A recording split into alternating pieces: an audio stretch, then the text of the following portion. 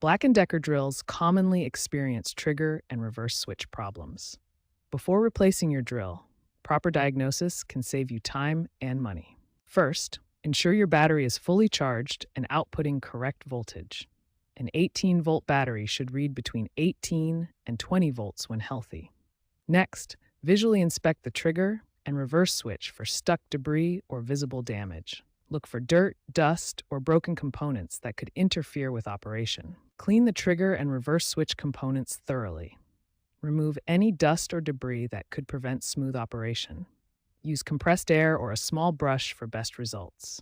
Identify specific symptoms to pinpoint the problem. If the drill only works in one direction, the reverse switch is likely faulty. If it stops when you release the trigger switch may be damaged. Use a multimeter to perform continuity testing on the switch. This will confirm whether the switch is functioning correctly or needs replacement. For advanced diagnosis, examine the internal trigger assembly and circuit board contacts. Look for worn contacts, loose connections, or damaged components that indicate replacement is necessary. Always remember to remove the battery or unplug the drill before performing any diagnosis or repairs. Safety should be your top priority when working with power tools.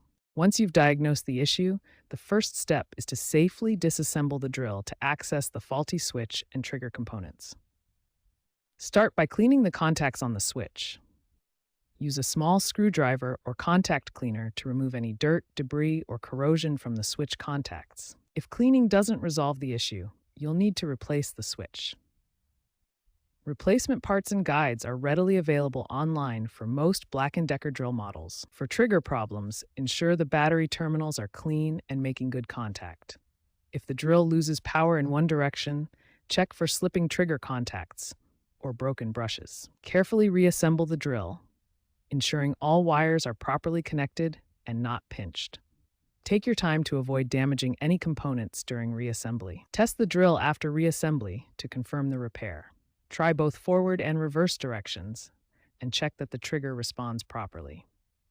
DIY repairs like this support sustainability by fixing tools instead of replacing them.